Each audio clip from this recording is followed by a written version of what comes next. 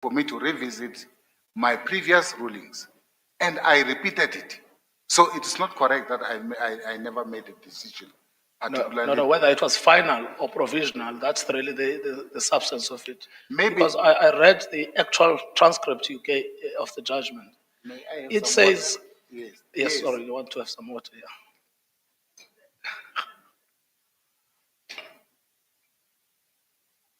You may continue, Commissioner. Yes, Thank so you. the actual transcript says, in the interim, in the meantime, it uses both of those words. That was the initial ruling on extempore Yes, when they brought the application at that particular time. But when you look at the following judgments that I wrote and the ones that I did extempore, it was emphatically stated that I regarded data evidence as a real evidence and not as documentary evidence.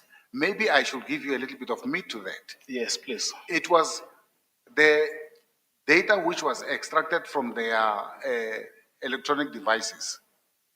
And the Digital Forensic Laboratory, they did not just make copies of the contents, but they took pictures in the form of mirror images of those particular messages, that particular data. So that data was, some of it was even deleted. In fact, most of it was deleted. But through the forensic tool that was used, they managed to go deep and get it, that it was there and it was deleted on this particular day, on this particular time. So the accused persons, they wanted me to rule that it was documentary evidence. Because if it's documentary evidence, you have to call the author to come and confirm that this is me who wrote this particular aspect or this particular data. But then they were accused persons, and the information or the data that was being dealt with, it was something that they did or they wrote during the commission of the offense. So there was no way in which they would come and assist the state and say that we are testifying, I'm the one who No, wrote I this. don't think there's a question about whether it was correct or not. It's really whether its status was final at the time you gave. Because my understanding of the explanation you've given in response is that you admit that you used the words in the interim or in the meantime, and you say that it should not have read in the interim because at the time you gave it, you intended it to be final. That's very, very correct. Yes. But I must point out something, that during the trial, when you are listening to evidence all the time, that kind of the decision that you take or you took earlier, it might change due to the evidence that followed at the end of the day. So that's why there's a need to revisit that particular decision that you made earlier on, in case there is evidence that came later to contradict what was given there. So it's very clear that the decision was made. It was an unfortunate to have used the word in the meantime at that particular time. But if at the end of the trial, I had had different evidence that showed that that evidence was not supposed to be admitted as real evidence, I could have easily said so. So it remained real evidence through and through. Yes. So, all right, I'm trying to make sure that I get the explanation. You're saying it's true when I gave the ruling, I said in the interim, in the meantime. But what I had in mind was that it would be a final ruling, not subject to revisitation. Because in the final judgment, you say, I'm not revisiting it because I've already made a judgment on it. Exactly. The use of the words in the meantime, it was unfortunate in that English is not my first language. Because they said this will be proven that it was not their data. Then I said, in the meantime, as we have what I have in front of me, is real evidence. Yes, so it was just an error. It was just an error of the language there to use the word in the meantime.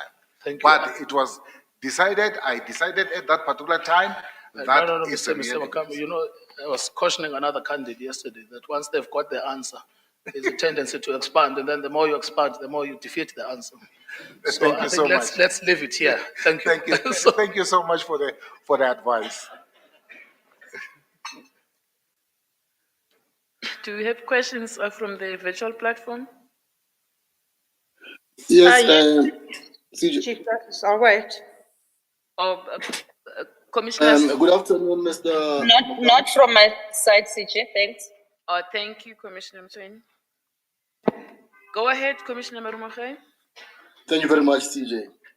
Mr. Makamo, I think you, in your interaction with the JP of the division, it is quite clear that criminal matters where there are multiple accused persons, they take long, particularly where frivolous applications are being brought to disturb the process.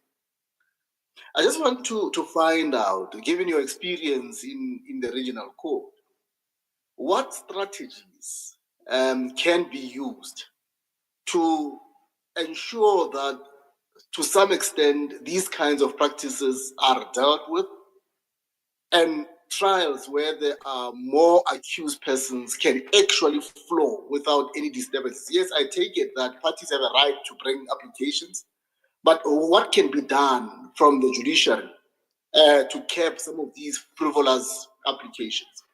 Thank you, CJ. Thank you, Commissioner. Thank you, Chief Justice. There's no magic wand for it.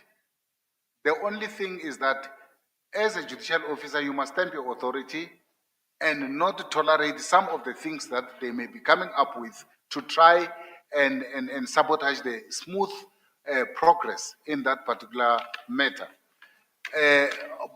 But then it depends on your experience as well.